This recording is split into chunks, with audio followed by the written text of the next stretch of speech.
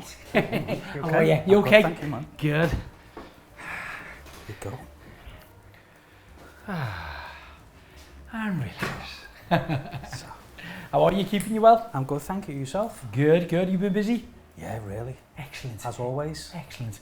It's always nice to sit here. I think I'm going to have an hour of relaxing and fun.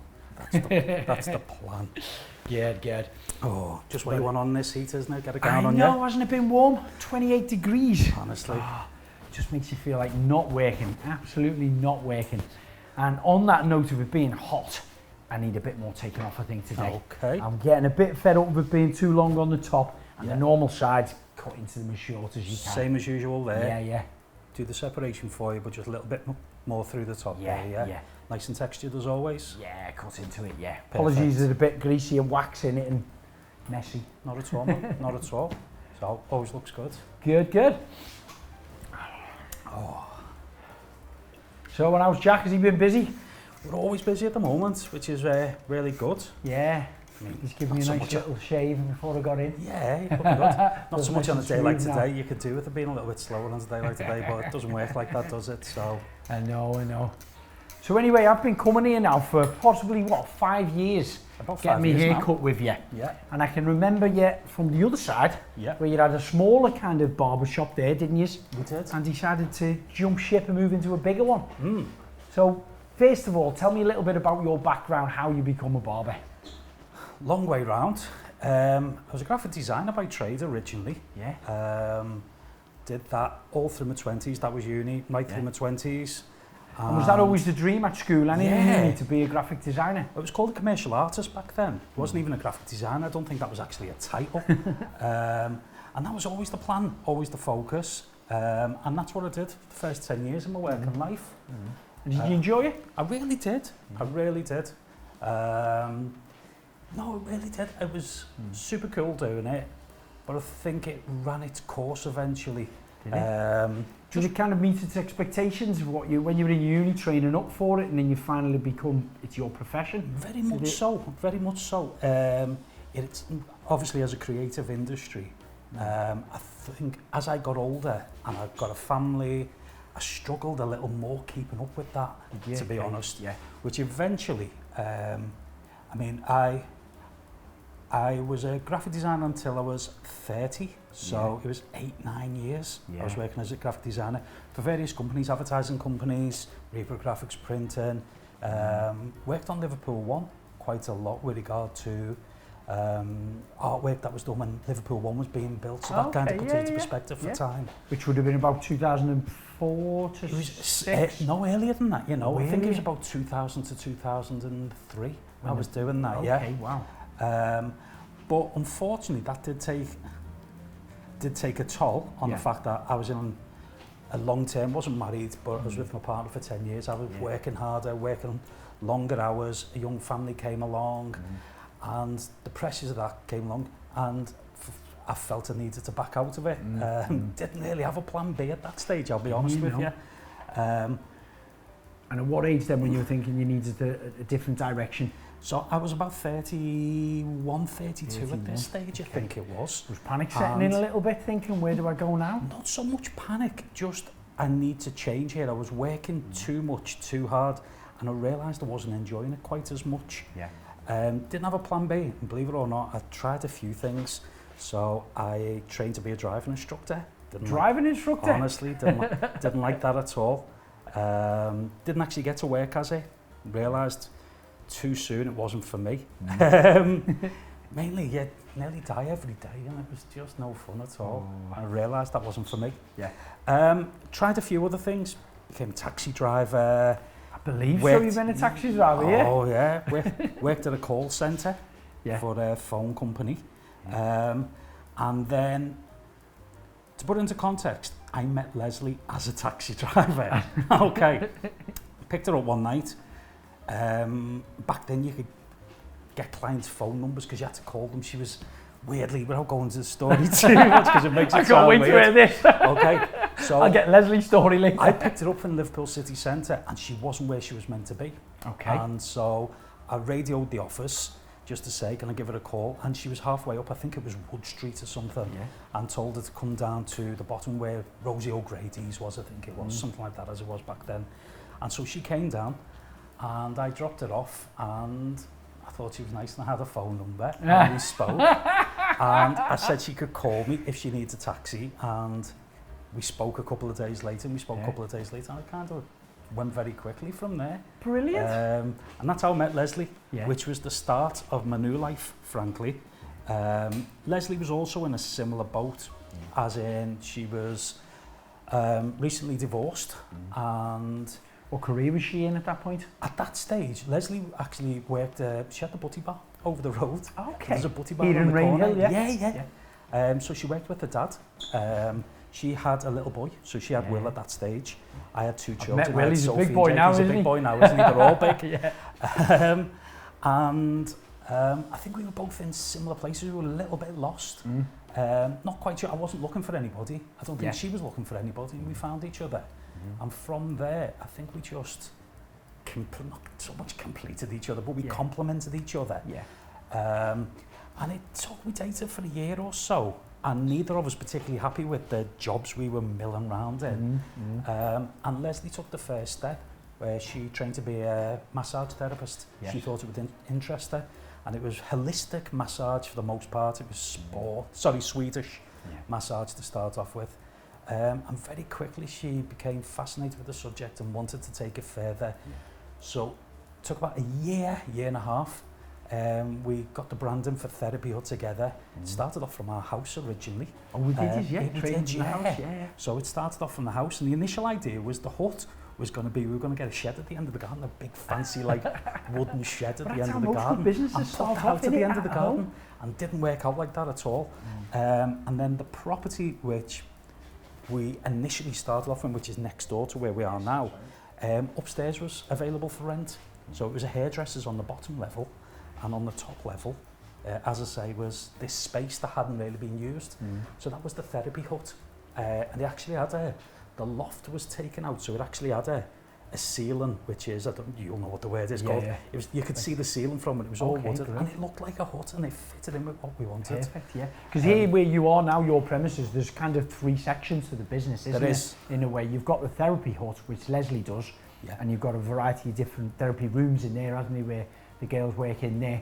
You've got the Speakeasy side here, and you've got the other place as well, which kind of, what pulls them both together, would you say? Or? Yeah, so we always described, I heard a phrase years ago, and it was called the third place, and it was to do with a psychology report or a thesis that was written saying people crave third places. And the idea behind that was it was somewhere that wasn't work and it wasn't the house. So you're not, if we say from a man's point of view, it's relevant for both sexes, but from a man's point of view, it's not the house, so you're not a dad, you're not a brother, you're not a son, you're not a husband. It's another place that you can go to. You're not in work either, where you're not a boss, you're not the employee. It's somewhere else, and that could be football, golf, darts, the pub, walking. Somewhere, a third place is anywhere where you choose to go out of your norm, just to be yourself, just to go in, just to switch off for a little bit and get that little bit of respite. Everything else, all the work, sometimes the home life, whatever's kind of could be stressing you at that point. The third place you can switch off and just enjoy yourself. And that was the basic theory of that, was, so we always called it just as a phrase that came up. I thought it was nice and it suited. It works, doesn't it? What we were doing with the Therapy Hut, and then certainly once the barbershop came along. But essentially we had the Therapy Hut upstairs, and then we had this hairdressers that was attached to it, whereby at some point the hairdressers didn't want to be there. They decided to move out, so we then had this extra space downstairs. So one of us, being silly or whatever, we decided we really should try and do something with that space. And I was at a loose end. So I went to wasn't a barber at this point? No. So I went to barber college. Literally went to barber college. That was for a year. And then this space downstairs was almost like just a little bit empty-ish, and we had people working in there and we were doing odd bits with it, but I wasn't in there. And then eventually when the time came and I felt confident enough to be able to step into that space, I did. We called it the Cut Hut. It didn't quite work out for us. We closed it down, left it a few months, and then I opened it as a barbershop, as a newly qualified, 8, 9, 10 months in barber, qualified, and opened my own shop and was just stood there and was like, what am I doing? No idea how I found myself in this situation. But I had to make it work. First week I opened, which is 2015, I think we're looking at here. So first week I opened, I had 6 clients. 6 clients in the 1 week. Was that just cutting hair or was that shaves as well? That's just cutting hair. Just cutting hair. Do you know what actually I did? Because shaving's a completely different kind of trade as well, isn't it? But that was one of the key pulls. I mean, if I say this and I'll come back to that, it was, we opened the shop, I had 6 clients the first week, 4 clients the second, and it was like, no, what have we done? Because we'd spent quite a bit of money. The old shop was really vintage looking.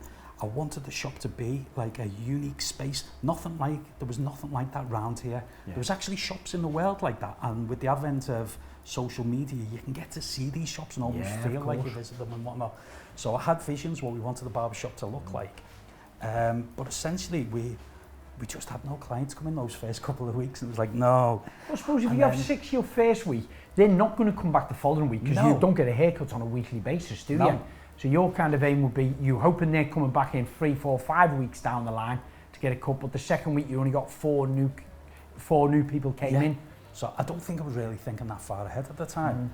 It went as far as just please get people in. So I was working long hours, long days, and it was, I think it was late summer, maybe autumn, and the evenings were going darker a little bit earlier, and I think this helped us. We had a shop front, we've still got shop fronts behind us, we just had one at that stage, and the shop looked really cool.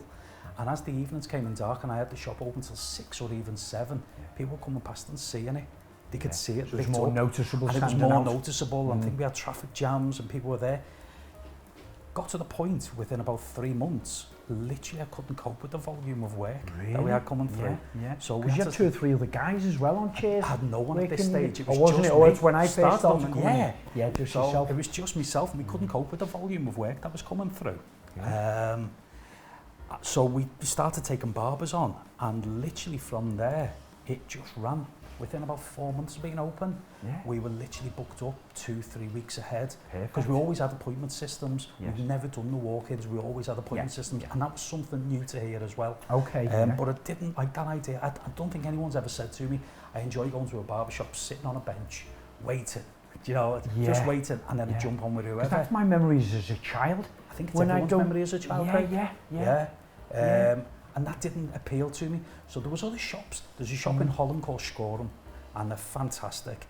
And it's real vintage old school barbering. There's a shop in Sheffield. That was some of these pictures and things. Very much so, that's what the pictures are, So there was a shop that I really admired. I'd seen them at like hair shows, and they were just cool guys.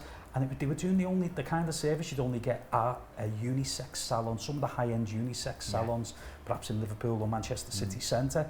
But they were doing it with like a beer and rock and roll music, and it was just it appealed to me in that way that like the really clinical setting wouldn't have appealed. So there was other shops. There's one in Sunderland, there was one in London, and they were all similar in the vein of just it's a cool shop for men. And you walk and you smell coffee and and it's rock and roll music and it just gave an impression of what you were getting from the off. So that's the way we decorated the shop, and I think it just caught on quickly. So within about 4 months, we had to start employing barbers. Couldn't keep up with the work. We had a booking system. Flash forward, we had 3 chairs running, and flash forward about maybe a year, we're having 14,000 hits a month on the website for trying to get bookings for essentially less than 1,000 places. We were just swamped, and that ran for 2 or 3 years. We were just constantly busy. I think that's when I first met you. You come in there was 3 or 4 chairs, and you were always busy. You were always struggling getting the time to be booked in to get the hair done. So you kind of grew out of that shop then, didn't you? Because footprint-wise, probably only about a third of what you've got here, is it? Or for the barbershop, the barbershop was actually bigger because we went down to 2 chairs here, but we actually had 3 in there, and we had 4 barbers working a rotation. So we were actually busier in the barbershop there. The plus point of this was eventually, as it affected everyone, COVID hit. And the opportunity to have, this is the big, where we are now is the big premises next door to the older small premises, which was over 2 floors. And this is, I mean, the footprint of this place is massive. Yes, it really is. Because Leslie takes a lot of it with the therapy rooms, doesn't it? How many rooms does she have next door? She's got 4 now. 4 so we rooms, started off with 1. We ended up building a second. But we just couldn't take more staff on because the rooms were full. And so the big plus point of this place was the therapy hut could expand, because we felt that really did have a lot of space to be able to open up. So moving over here, I mean, it was huge. It's sad, but like a lot of businesses, the company who were in here had been here for 25 years or so. A construction company had 2 offices. They let one go. This is the one they let go. They went to the other. This place became available, and my understanding was the only people even remotely, this is in lockdown as well, looking at taking on this premises were supermarkets, local chains, those local supermarket kind of chains. The landlord wasn't keen on that. We were not keen on that. And it was like, can we take this place on? So it was a big risk, especially with COVID, because the world had been hit hard. No one knew what direction businesses were going in, did they? Well, I mean, we were closed for 9 months in total with that. We were closed for 9 months over 3 spells, and during that 3rd spell, Leslie and I came in here every day for 4 months and did the backbone of it ourselves. Obviously, we had electricians come in. So you did the design and the whole refurb right throughout, didn't you, yourselves? Literally, it was like, I don't think it'd been decorated for 20 years. It was smaller spaces. It was 7 skips worth of material came out of here, and it was just Leslie and I. It was like, but a weirdly ridiculous thing to do, but also kept us a bit sane in that last lockdown, because I think that was an important thing. People had to keep busy, didn't they, in lockdown? Well, the first one was sunny but scary, wasn't it? But we had gardens. The second one was Christmas, and that was like a shock. The third one, I think, is when morale really started hitting a low with people, certainly with us. And this just gave us something to do. Absolutely. I'm just going to this side, okay?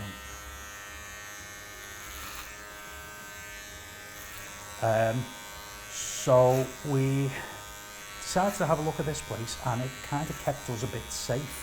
Sorry saying, even though as ridiculous as it sounds, it was a cool thing to do. It gave us a project to get in and get stuck into. When the obvious thing would be just to shore up the business and to shore up the business and just take stock of what we've got. Never to do anything the easy way. We came in here, ripped it all apart, came back on my own. Because unfortunately, for one reason, nothing bad, or no terrible reason, we lost all our barbers. One had a couple of injuries during lockdown, one lost a parent, unfortunately, and one opened his own shop, and we knew that was going to happen anyway. That was already pre-planned. It's just lockdown came. So I ended up coming back on my own here, opening up a smaller barbershop, a bigger therapy hut, and the 3rd place, which is the communal area that we put aside for the clients. And Jack's a family member, isn't he, who's doing the shave? He is. So Jack came into us. Essentially, I came back on my own, so swamped. How did you find working on your own when you've normally used to working with 3 or 4 other barbers? Strange, but nice in some ways. It's more intimate. It's quieter. I always say, like even now, because it happens still, Jack has a holiday. I love Jack being here. Jack's amazing and has really added to the quality of the place. His personality is, Joe really is his enthusiasm. And his music choice as well. And his music choice. His music choice is cool 90% of the time. A little bit weird. 90% of the time. A little bit weird occasionally, but I'm a little bit weird occasionally, so that's okay. But with regard to having a shot to yourself sometimes, do you know, I think we all agree we all love having our families in the house with us. But you know, when they go out sometimes, it's just nice. Oh, I love it. As long as you know they're coming back. As long as you know they're coming back, it's nice. And I think, that's all I want. If Jack's off, it's lovely. It's better when he's here, but it's nice when he's not. And you appreciate the time when he's not here. I'm sure he'd say the same. So we moved in here during that 2nd lockdown. And I think the idea, it gave us a focus to expand what we do. And we were kind of short-staffed in the idea, but it was nothing ventured, nothing gained. And I said, I think, even though it was probably a ridiculous thing to do, take on a massive project and expand your business. I've got to say it's risky in lockdown, hugely, you know, because I found most businesses and people I know, even friends who run their own existing businesses, everyone's panic set in was cut down, stop spending, save, you know. And we did it ourselves a little bit to a degree for the first 4 or 5 months, and then we just thought, we can't go to studios because they're not open, we can't really travel properly, so bring our own team into our house. And luckily we built a studio at our house, you know, a big massive workshop. And then we started to invest then into camera equipment, sound equipment, lights, etc. It's the adaptation, isn't it? And staffing, and we had to adapt, you know, to do everything from home. So I think we felt there was a lot of things we couldn't do, but there was some things we could do. Yeah. One of the things we could do is literally get in here, build this space, and prepare for the future. Because I think we were confident that then, given time, if we get to open and we stay open, we'll get more barbers, we'll start rebuilding. So we came back with 3 therapists, I think it was, or 2 therapists. We've now got 5. Our front of house is training up, so that's going to be 6 therapists working. So the therapy has gone from strength to strength. The barbershop I've actually kept a little bit smaller and a little bit more intimate because it's manageable. I think big thing I've always liked about the shop is it's so personal when people come in. Almost like the norm factor of Cheers, if you know what I mean by that. If you remember back. Well, when you were mentioning earlier about the other place, basically, and having like a coffee type feel shop to it, isn't there? I was thinking of Cheers. I was thinking of the documentary, not the documentary, the comedy program in America. But there was an idea. I think there's not enough spaces now. I was always aware, and I was aware from when I looked at this from an early stage, that the barbershop used to be almost like a hub in the community for a section of that community, but it's only the men because it was the barbershop.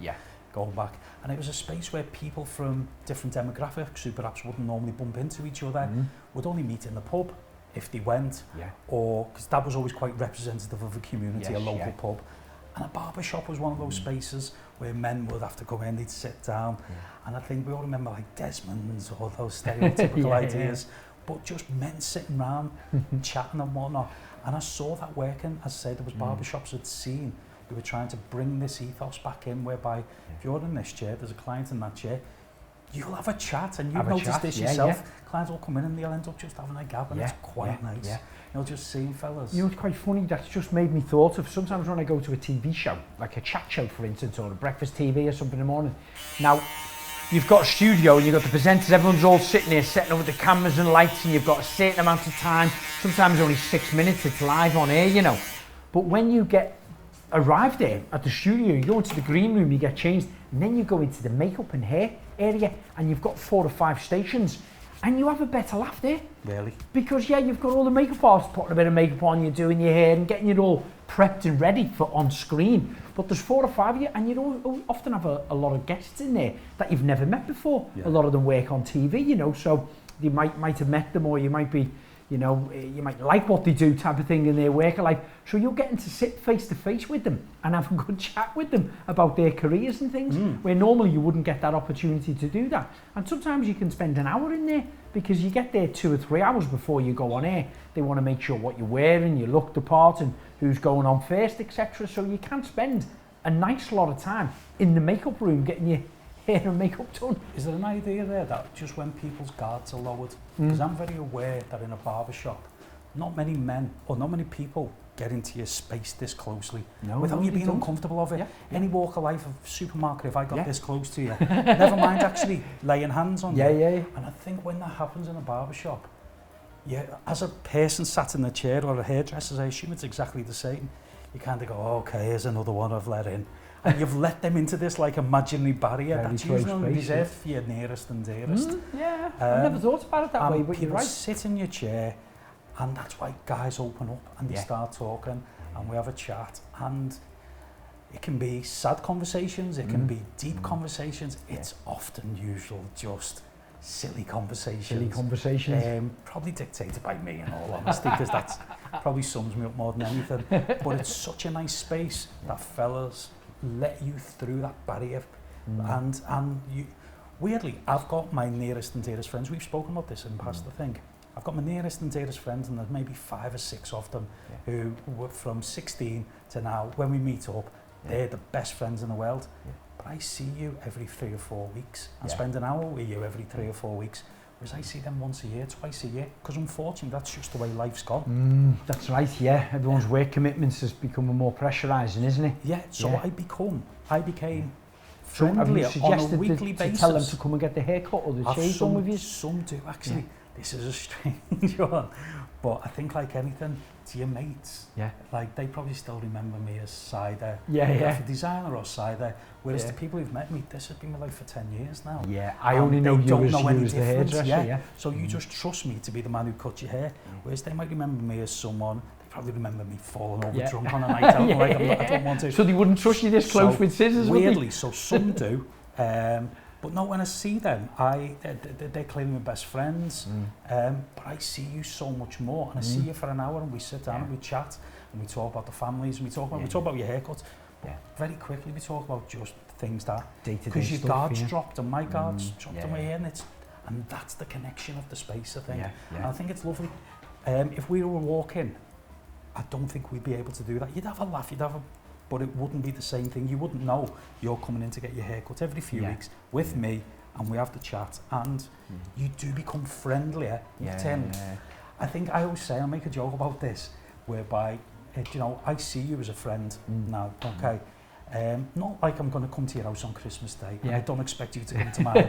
If you do, that's weird. Do you know what I mean? What are we doing? But you be friend, you come in and we sit down, and you pick up and you chat. And it's a lovely way to make a living. It really is. Yeah, I can imagine. It's such a nice thing. And I know the therapy will feel the same way. You come in, you sit down, you've seen that. You come in, you sit down, you lay down. Especially the therapists, I think you can feel quite vulnerable, exposed. People haven't had a massage in the past, a sports massage. They have to lay down, and very quickly they realise this is actually really nice and relaxing. Because there was always an ethos we had with the therapist, slightly different vibe to it. We tried to get fellas at ease with coffee and blues music in here. Whereas in there it's relaxing music and it's water, but you lay down. If you, from the therapist's point of view, if you sit down and you're relaxed, they can give you a better massage because you're relaxed. It also has the other benefit, you get to switch off mentally for a little bit there. Which is important, I think that was the key to it, very important, So what have you found different then, Simon, from being a graphic designer, from a taxi driver, and now barbers? I mean, very different jobs, aren't they? And to be honest, I think that does me the world of good. I think I'm the kind of person who likes change, who likes a new challenge. But there's certainly similarities between all three, or skills that you can take. I think from being a graphic designer, people come to you with a brief. They've got an idea in their head what they want. Not quite sure how to do it themselves. Is that okay for you? Is an amount coming up? A bit more even? Yeah, we can go a bit shorter, I think, especially this warm weather, Okay. So they'll come to you, they'll have an idea of what they want, not quite sure. They don't know what they don't want, but they know what they do want. You've got to kind of read their mind to a degree, haven't you? And so you get given a brief, you have a limited period of time to accomplish it, you try and visualise what it is they're asking you for. That's graphic design essentially. Well, one aspect of it, the aspect I was working at. Being a taxi driver, dealing with personalities. I don't think taxi driving is so much about driving from A to B. It's personalities. It really is. I bet you met some as well, didn't you? You really do. The stories. Any stories stand out? Oh, non-broadcast. But honestly, I've had the weirdest. So, do you know what? I'll say this in a nice way. It really does hone you as a people person being a taxi driver. Okay, One story that emphasises that, and this is such a dramatic shift, is given, I think probably like 4 or 5 girls a lift home from Liverpool city centre to drop them off by Wiston Hospital. And they're laughing and joking and the tunes are on and the car's bouncing and you're driving home. And they got out and you're in a cracking mood. It's late at night, it's 2 o'clock in the morning. They get out, what a fun job you've got. And the next client who got in has just come out of Wiston Hospital and his mum's passed. And he got in the car and you'd appreciate the tunes are turned down and you're suddenly a different person. You've got to kind of respect the position he's in then, haven't you? Drove him to wherever he lived, I don't think it was too far, and just sat outside his house for half an hour while we chatted and he had a cry. And oh really? Yeah. Oh, wow, and literally that was my night kind of done. It's just we'll sit here and we'll chat. Of course, this is more important. That was nice, and I think the contrast there, neither knew what the client before or after us. So he had no idea the car was bouncing 5 minutes earlier. Yeah. They had no idea what to deal with. You have to deal with that. You have to be able to deal with that, don't you? And you don't know what's coming next to you. Not at all. What comes after that. I think that is something that's really stood me in good stead with the barbershop. Of people coming in. I don't know if you can teach people skills. I don't know if we've got people skills. I don't really know what that means. Holding a conversation and being able to hold a conversation and being able to listen. As much as anything, listen. Gauge where the conversation's going. See if people want to talk. Not everybody does. Because that conversation has to be two ways, mostly, isn't it? Well, fellas, when they come in now, kind of know what they're getting, so they expect to have a conversation. But that's a real learning curve. Taxis. I look forward to my conversation when I come here. I look forward because to it always goes down a route that you're not expecting it. Whether we're chatting about politics, we're chatting about what's new, what's going on in the world. I'm trying my best not to take it down any of those routes. And your type of clients then that you come in here week in, week out, do you have any kind of real characters that stand out? Lots of characters, whether I can tell you stories or not. Just don't tell us their names. No, I mean, that's the wonderful part of the job. You do get to meet people from all walks of life. The only thing that ties them together is, I think they do have either a sense of pride in how they look and they're prepared to pay slightly more, not massively more, but slightly more than a walk-in barbershop price. I think that ties them together. Some fellas just don't like a queue. They've said that to me. I've cut the hair for like 3 years and kind of let them pour the heart out, and I've poured my heart out. We've come good mates, and they've gone, no, your favourite thing about coming here, I don't have to queue. Nice one. All I had to do was book you in at 1 o'clock, and we didn't even have to have a chat, you know. But not, honestly, I'm trying to think of particular examples. There's terrible stories. I don't even want to tell. I've got stories that can fall out of my mouth, and I don't want to say it. I know, and I'm trying to draw them out. You don't want it. Right, I'm going to say one, and you can just edit it out. I can't wait for this. You can edit it out. Brace yourself, guys. Genuinely brace yourself.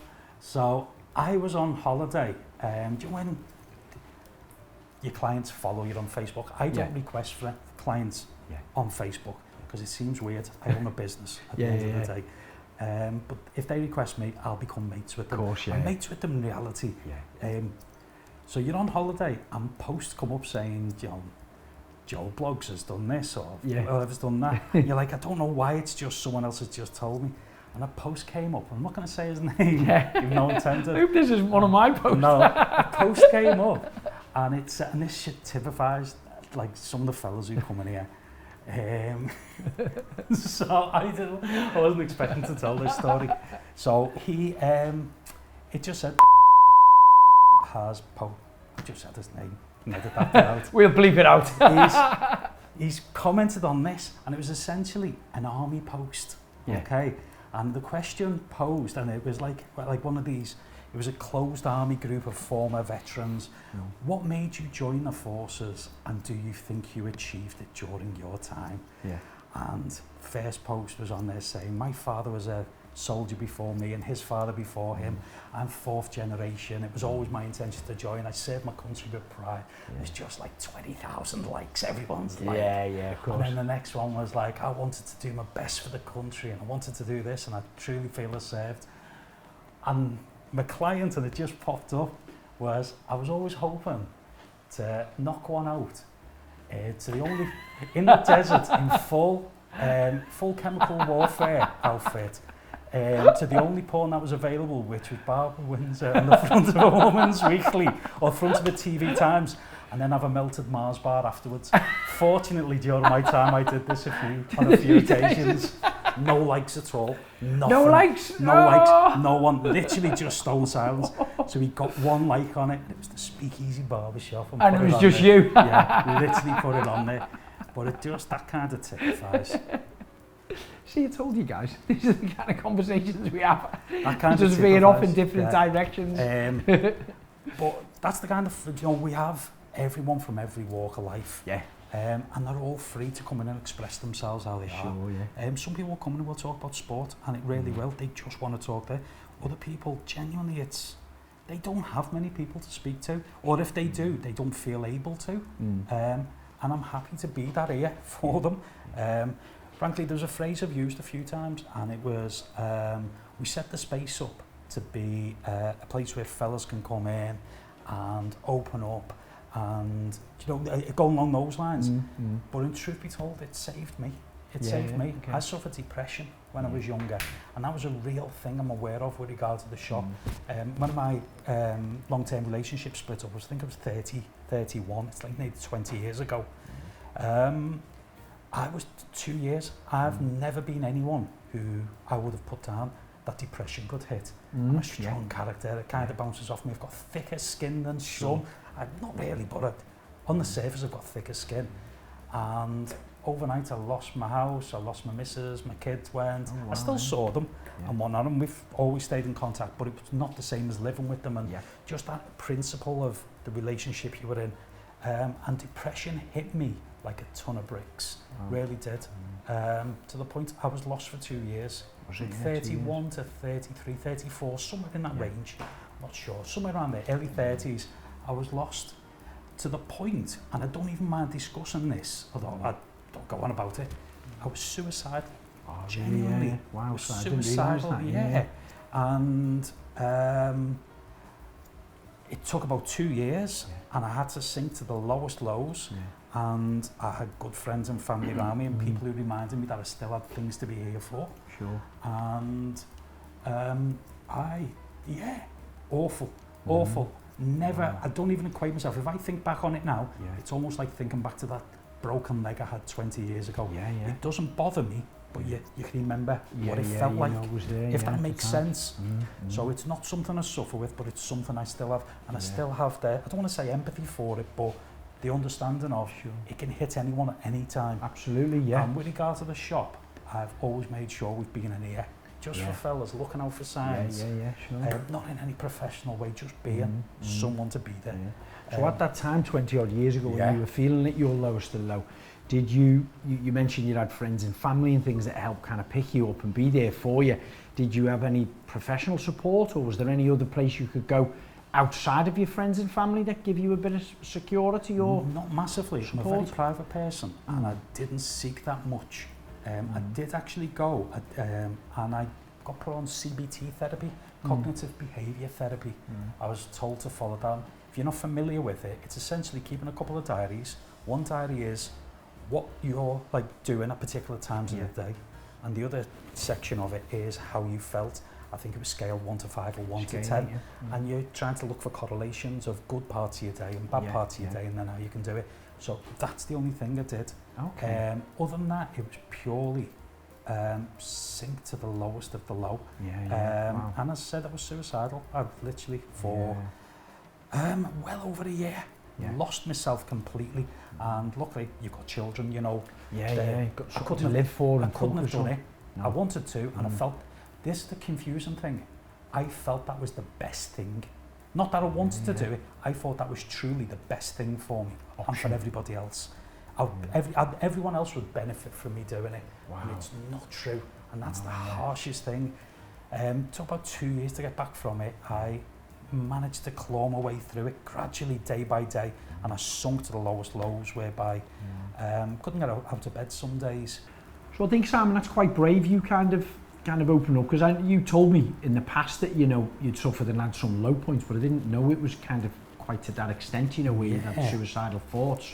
But I think it's very brave to open up and talk about it publicly now, in this podcast that we're doing, and hopefully that will encourage people to open up and talk about it, because a lot of the publicity that it's been having lately is kind of trying to encourage more people, isn't it, to I don't want to say be brave and open up and talk about it, but talk about it, I think it's realising from the onset of the shop, because this is organic.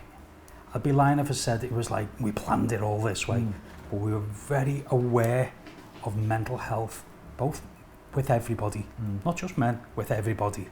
And the fact that everyone's got a story to tell is an old saying, isn't it? Everyone's fighting battles that you'll never know about, everyone you meet. And I'd already gone past the point of, I wouldn't say shame, wouldn't say shame or embarrassed about it, but I was empowered enough that I felt I was able to talk about it. And I know by me being able to talk about it, we're going back 8, 9, 10 years ago, when it was even more, again, stigmatised and just not the done thing to talk about it quite as much. It enabled other people to be able to talk. Only if I felt it's almost a bridge to open a door. Listen, I can see where you're going. I myself have struggled. That kind of conversation. There's a movement within barbering. It was an old called the Lions Barber Collective, and they are barbers encouraging mental health training for people to spot signs like this and to spot. And that was actually, so it was a movement that we were involved with a number of years ago that is still continuing. Encouraging barbers in a unique position to be aware, to listen, to look out for the signs of it. Because I think the key with myself and a lot of the people who were involved in the Lions Barbers in the early days that I was aware of anyway, may have had mental health issues themselves, or been close to people who've had mental health issues.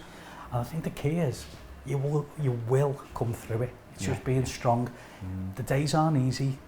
The days might be long. There might be a lot of them, but life does get better. Life does come the full circle. I think the reality is life goes in flows. You will have people who have great 20s and terrible 30s. You will have people who have the complete vice versa. And it will. Nothing lasts. You do get better. Good days come. Not every day can be perfect. It's kind of like trying to get through each day as it comes, isn't it? Very much Always so. thinking that it's going to be better further down the line. Don't know where or when. But ultimately, I feel I'm a stronger person, I'm a better person, and it prepared me for life. It prepared me for the idea of when you have things like, shall we open a barbershop without that much experience? Shall we open a therapy, or shall we take staff on? Shall we take that next leap, come out of our comfort zone from being employed? You've already been at the low. It's not going to get much worse than that. Even if we lose loads of money, or if it's not going to get much worse, and it empowers you. So, I don't know whether you know this. I came through my depression, met Leslie at about 38. I had an accident, not a massive accident, but I crushed my spinal cord. And I had 6 months off work. I was fighting a bear, grizzly bear, and he got the better of me. I slipped on a slippy slide, and literally there's no bear in sight now. Such a terrible way, just a stupid way. But I crushed my spinal cord, and I had 6 months off work. Walton Euro, fantastic. Got me back up on my feet and whatnot, and I think that really empowered me to then go, what am I waiting for in life? What am I waiting for to take a chance? This isn't everyone's dream to own a barbershop and to own a massage therapy clinic. It was my dream. It became my dream. And I think so many things told us not to do it. You mightn't be able to, you haven't got the experience, you haven't got this, you haven't got that. And there was just a voice saying, do it. It's not going to be as bad as what you've been through. Honestly, just do it. Go and do it. So what's the worst that can happen? In one aspect of you, you've fallen to your lowest point without realising it at the time, has built you up stronger and stronger, hasn't it? It was they often say what doesn't kill you makes you stronger. Honestly, Craig, it was an enabler to be the person that you want to go. And I think, weirdly, COVID did that again. Can't speak for everybody. I think if life goes well for a few years, you fall into a complacency some way. And COVID was that. I knew if I opened a barbershop, I'd never be out of a living, because men will always get the hair always grows, and then you don't cut hair for 9 months. And it was like, no. And that's another rug that pulled it. But it was an enabler to, when we was allowed to get back out, was allowed to get carry on working, let's build a new shop, let's do. Do you know, and the fear of life has gone a little bit of taking a chance, because that's what we're here for. We're here to take chances. Overcoming all of them hurdles, aren't you, that's getting in the way? I think so. Time, I think so. So I think the worst time of my life, but also offers the best things. Offers me the confidence to do things without too much fear. And to have the confidence in my own ability to bounce back from things. I do feel confident no matter what we do in the future. I don't know if I'll always be a barber. I have other ideas popping into my head of what I might want to do, working with wood. We've spoken about this. I know about some of them as well, because looking around the barbershop you've got here, you've got so many things from history. You've got things, you know, looking around on all the shelves that you've got over there. Moonshine, I want to know more about that. The guitars, there's 2 or 3 of them knocking around, which I know you just recently been on a course on how to build guitars, is that right? So I've started the process. It's fascinating me for a while, and I realise I've got a long path ahead of me, but no, I'd love to start making guitars. Yeah. Don't know if it's a business, don't know if it's a hobby. So the barbershop may not be the end or the career for you for the rest of your life. You want to branch out into different directions? I think at some point. Yeah. For me personally, I feel I grow when I achieve what I want to achieve. Yeah. And I'm more than comfortable doing this for however long it is. But to have dreams of where to go next time, where we go from here. And for me, that's one of those things. The idea of kind of start working with, take the skills perhaps that I've learned already, barbering, working with wood, there is angles, similarities. Absolutely, it has to be, yes. you know, there's real ideas that transfer there. I'm fascinated by the construction of guitars, how they're pieced together, especially acoustic guitars, but guitars in general. Because you played them yourself as well. I've played, that's always been. So I'm 50, and when I was a kid, we had like 2 or 3 TV channels, and one of them went off at silly o'clock, and you got told to go to bed. You had to stand up and you have to go to bed.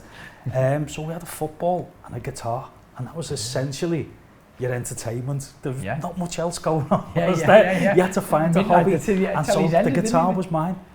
So I'm not amazing at it, I've never been amazing, but I totally enjoy it. I'm probably better than I think I am, and not as good as I'd like to be, somewhere in that bracket.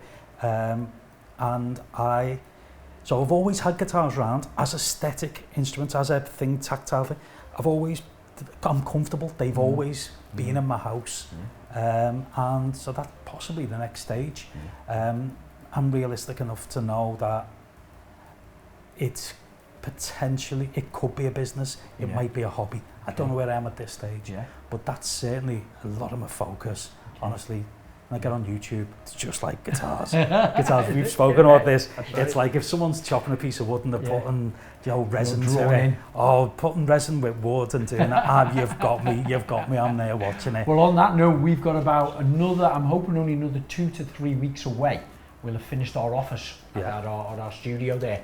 We're just about to put the floors in this week probably, and then in the next week or 2, I'm going to start bringing the wood in and sanding it down to do our resin tables. Right. So you want to jump on board on that one, don't you? Yeah, if you don't You're mind, off on Sunday and Mondays, aren't you? You're off. Yeah. So we'll time it on one of them days. Oh, if you don't mind, please, that'd be awesome. Thank you. Yeah, we'll sand down the whole planks of wood, set them all up, mix up the resin, pour them in. We'll make the base for it, shutter all the sides in to contain the resin. Because I've never done it before, I've only seen the videos on YouTube. So it's new for me, it's new for both of us. Perfect. So you up for it?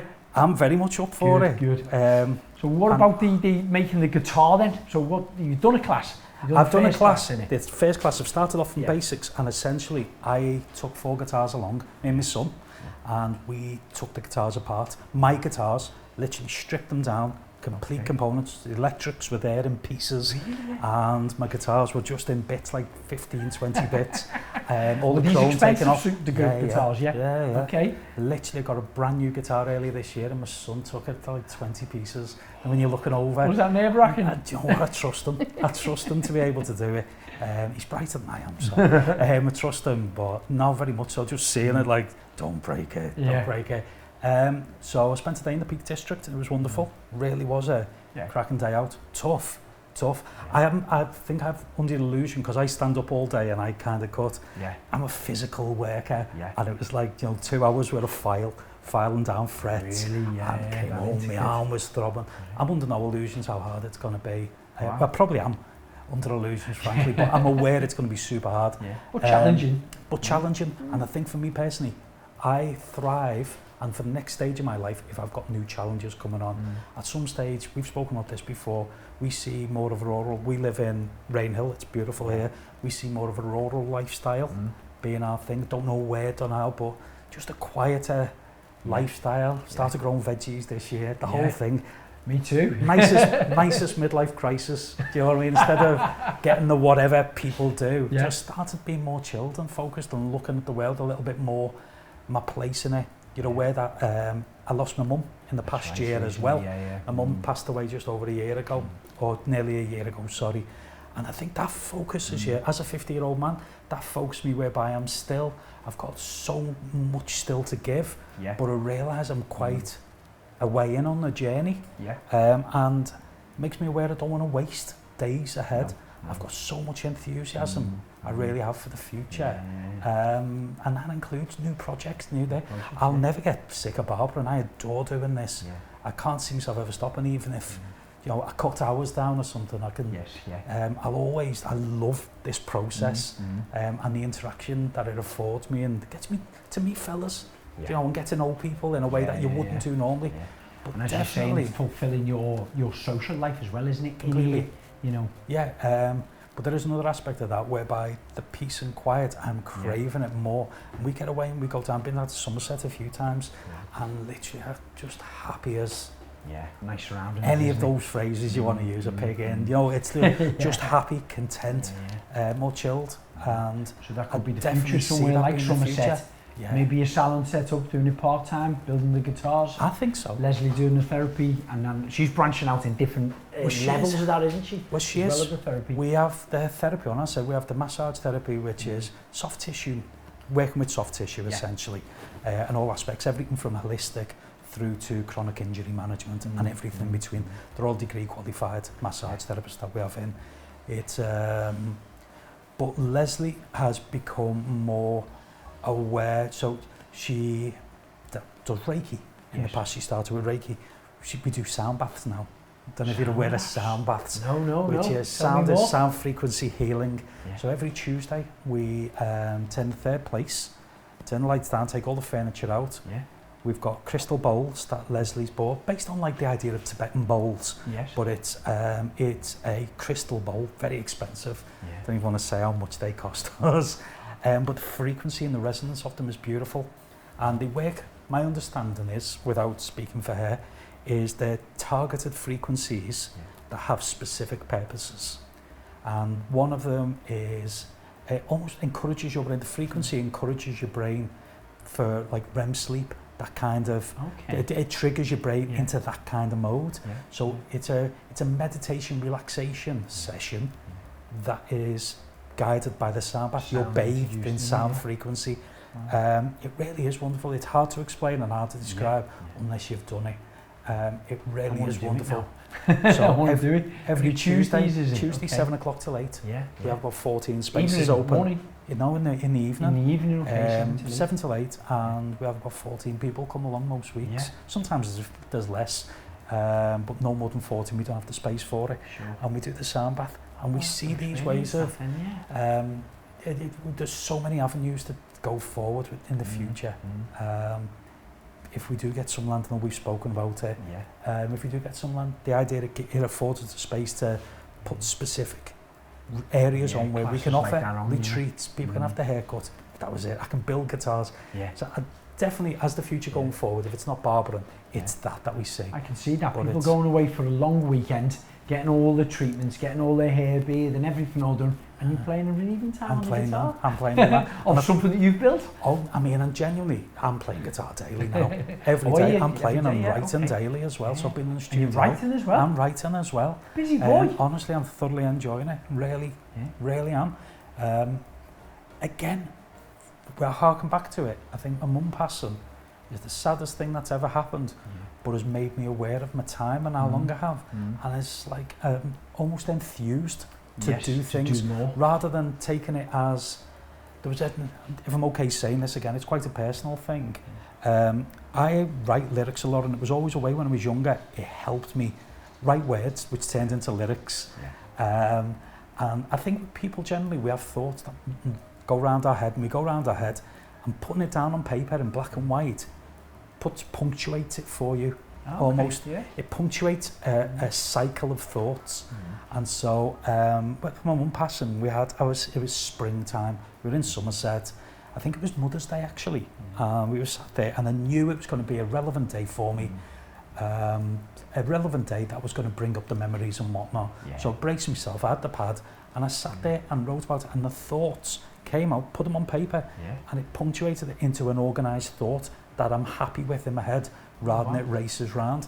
And the key thing that came from it, and there was a line that I wrote in the song that became a song. It was just words. Was I'm the flower, the seed of you. As long as I grow, you will too. And it was the idea that the world repeats the world, you know, in nature, but with people. And as long as I flourish and bloom and carry on and do well, my mum does before, because I'm the seed that came from her. Exactly. I'm planted and I flourish. And if my children do well, that's me. I get to carry on. And if their children do well, we all get to carry on. And my nan, and likewise, and it's put me in the picture a bit of my place in the world a little bit. I've really chilled out over the last year. Brilliant. But it feels comforting in a way, as in I know my place. You know, I've got 20, 30, 40, 50 years left, 60 of medical marvels happen, but you know, I've got a limited time, and it's I'm okay with that. I'm not, but I am.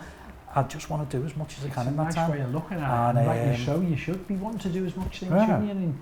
And choosing the things that you enjoy doing, not bogged down where you felt you were bogged down and pressured being a graphic designer and things. No. You know, you're doing more things now that you're enjoying doing. Well, I think there's different stages in my life, and I know not everyone's like this, but there's different stages, and doing different things gives me the enthusiasm to get up. And I think, for me personally, I think I will age better with challenges and with my brain ticking, and I've got things to do, rather than I work to an age that I've predefined, and that's my retirement age. I know that works for some people. I don't think that works for me. No.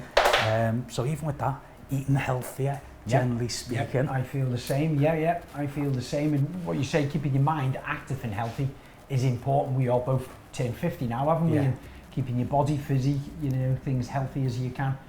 I'm eating better as well. And I feel great. You know, my first job was butcher. I've gone away from eating meat. Now I love steaks, red meats, love chicken, all poultries, eat a lot of fish as well. You know, and we're bringing our 2 children up, 4 and 2 years of age, you know, and we're cooking fish on the barbecue and pulling the bones out, and the kids are really enjoying it, and it's great to have kids eating fish at that age. However, we're going off it. The more and more I've been watching about how it's produced, basically, you know, and how the fish is farmed and the farming and things like that. I'm just not feeling it very good. And then we've been watching a few more documentaries about vegans and vegetarians, and I thought I'd be the last person to turn.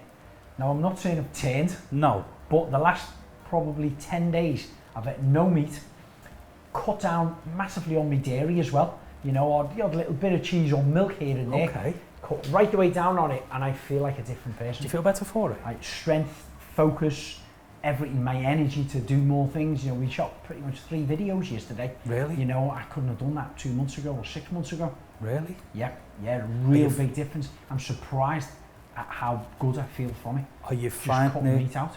Keeping it interesting with the food? Is that one of the key parts to it? I thought that would be the hardest part. Luckily, Laura, my wife, is a great cook. And she's just been, whose book she's been reading, well, copying can't even think of it now, I'm tired. The menus, I can't think of the girl's name. I've met her a few times. But anyway, she's got this menu book, and she's cooked a different meal pretty much day and night. Afternoon meals, evening meals. I'm not feeling as hungry. Where normally I would eat a lot, good food and bad food as well, a bit of junk food and chocolates and things like that. Cut out all of that, and I'm just having a really good start breakfast in the morning at 7 o'clock. What's your breakfast consist of, man? This morning, a big smoothie we've got, so I'll fill it up with oats, then I'll put oat milk in that and a little bit of water, grind it down so it's kind of like liquid. This morning I put a carrot in it, I put chia seed in it, a little bit of protein in it, I put blueberries, raspberries, blackberries, strawberries in it as well, a banana. So we had 5 different fruits all went into it. What other seeds? They have pumpkin seeds, they just get minced down to nothing in the blender. And literally by putting all of that in, mixing it all up, I was literally nearly a litre drunk. Well, I couldn't even drink it, something with a spoon in it, drunk it all down. That was at 7 o'clock. I didn't want anything else to eat then until 12:30. Where normally if I'd just had my cereal and a bit of porridge or a bit of bananas and things like that, by 10:30 I'd have had 6 pieces of toast, normally. But your energy levels are staying up? Yeah, my energy levels are even better. So here's an example. If I go running around from ours, go for a run, normally 25 minutes around the playing fields once. If I'm feeling fit and strong and not tired, I'll go around twice. Sunday I went for a run, went around 4 times. Wow. And I literally could have carried on. Wow. And I was like, wow, I haven't felt that kind of energised for 15 years probably. I mean, it makes sense, doesn't it? We've had this. We take mushroom supplements each day. We've done this for a couple of years now, like lion's mane. Yeah. We make sure we get magnesium. Yes. Tablets in the morning. There's just these little dietary changes. Yes. I try not to be, the biggest thing I've noticed, I don't know if this is like everyone with the mum, in our house, food portions are kind of normal size, where it felt like made up at the time, but you grow up as a younger person and it's like big, unless it's a big plate of food and it's like desperate damn pie, as if that's, we have normal size portions now. So I do eat meat, nowhere near as much as I used to, maybe 2 or 3 times a week. I'll have fish a couple of times a week. I'll have vegetarian and just varying it. I often find the vegetarian food's way more flavoursome because I have to spice it properly and have to, whereas I fell into the habit, a lot of people do. When I have meat, that's enough, and the veggies are just there to accompany it. The red meat. It's just there to accompany it. So our vegetarian, I don't miss it if we don't have it too much, and certainly that's become a part of our life. I could see at some point we don't really eat meat. I'm surprised at the difference I'm feeling. I'm 10 or 12 days into it. Wow. You know, whether it'll continue like this or it'll kind of plateau out or not, I don't know. You know, but at the moment I've not got the urge to. We was at a funeral on Monday, with my uncle's funeral, fortunately, and when we finished, we come from the Cren, went to a nice little bar in Crosby there, and they put a bit of a spread out, you know, and I kind of went over to the spread thinking, oh, you know, I haven't eaten for 4 or 5 hours, I'll have a little, and I looked, and all of a sudden I kind of thought, oh, meat sandwiches, that's got a bit of ham in, that's got a bit of that in. Then there was prawn sandwiches, and I kind of thought, oh, there's not really much here for me because I'm trying to avoid all of that. And then there was, I had an egg and mayonnaise, you know, so eggs, poultry, of course, it comes from an animal.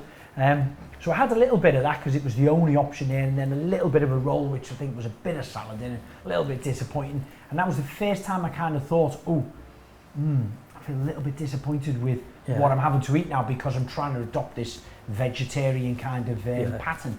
But other than that, you know, what Laura's been cooking, I'm totally satisfied. Food's fantastic, isn't it? Really, really good, Yeah, there's so really many good things, especially like curries. And I feel as if we haven't even started yet. No. Laura's just rolling out, we're going to do this, we're going to have that, and I'm kind of like, I've never heard of that, but I'm sure it'll be good, you know. All gets exotic. No, definitely, we had a little stage like that where we realised we were eating and we didn't have to put meat in, the food was more flavoursome, it was just as filling. You tend to lose a little bit of weight as well. I feel a little bit leaner, a little bit. I've only been doing light weights. I've had that shoulder injury, haven't I? Leslie's helped me with that before in the past. So I'm doing very light weights, you know, really light weights, and just getting a bit more manoeuvrability in the muscles around it where I've been injured. But I'm feeling now I want to go heavier, I want to go stronger. I used to train like I used to train, you know, which is good because I haven't felt like that for years. I've always put it down to being exhausted with the kids and things like that, but I think a dietary change this last 10-12 days, I can't believe the difference of it's huge. Some of them not I've even necessarily the way you've coffees gone. where I would normally have 10 or 12 a day. I'd have tea or coffees. I'm having two at worst, 2 at best, 4 at worst, but I'm drinking 2 or 3 litres of water. Okay. That's going to be playing a part as well in it. Okay. You know? Wow. How's your thoughts? Yeah, it stink. It's just got worse. It's a gassy house. Have you noticed? It's you had to take it there, Joe. So, just going to blow dry your hair, okay? Oh, Simon, I've noticed Moonshine up there on the shelf. What is it? Tell me about it. So Moonshine's our own product. We've pushed other brands for years. As a barbershop, you pick and choose brands that you trust, brands that are cool. Yeah, you're familiar with. Necessarily which trainer's the best trainer. Often they're the same, but you associate to one brand more than another. Might have stripes on, might have a tick on it, might have, do you know what I mean? You pick the one that you want. And hair products are a bit like that. Most of them are fantastic at what they do. We hung our hat on a couple of them and really pushed them over the years, and I still love the products, and I still carry a little bit because they have unique smells to them, and I think sensory-wise brings us into the barbershop. Yeah. You smell it. And but we've had this idea for a number of years. It'd be nice to do our own.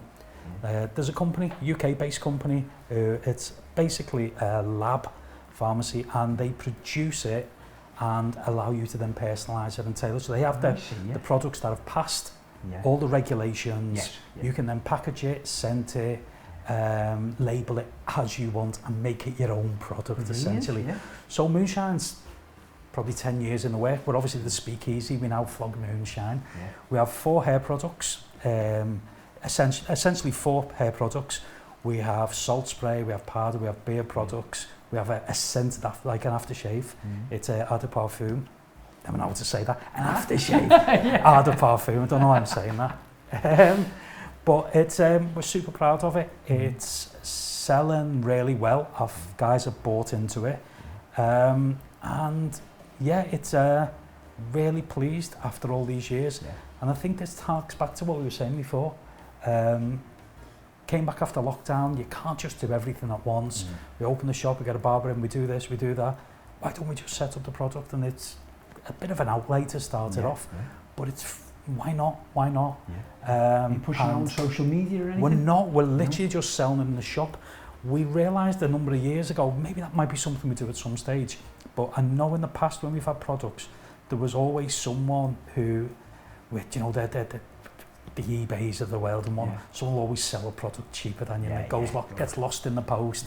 So we've kept it simple for now, but again, that's something we're super excited of. We bought a huge batch to start off with. It just sold quickly. We've got another batch in, and we're now on our 3rd batch. It's coming out, so I'm super proud of it. If anyone wants to come down, we've got it here. It really is fantastic. It's honestly smells fantastic, goes in fantastic, and really pleased with it. Honestly, yeah. You see other bits and pieces there as well on the bottom shelf. Yeah, it's. I think one of the cool things I wanted to do with the shop was just surround myself with things, items, memories, possessions, things I picked up along the years. So obviously there's images there. There's just personal things to the family and whatnot. And it's quite nice. So I had my granddad's kit that he had from the war. I got that after he passed. So I believe that went to the war with him. And just the idea, he sat off and shaved and brushed and clean with that. It nice, just fascinates me. History to it as well. Oh, completely, and ties in completely. My other granddad's pipe is there. He smoked that for 50 years and literally he passed away 35 years ago, and I can still smell him on it. And just having personal items like that in the shop, I think brings it back to the human element of people, stories. If I can keep mine alive there and listen to some of yours while sharing mine, I don't know, as a barbershop, I think it's quite simple. That's possibly, we get paid to cut hair. I'm not quite sure. I think that's just something we do while we talk, while we express and while we share. And if we keep on doing that, I think we're doing our job. Yeah, doing it right. Yeah, I think so.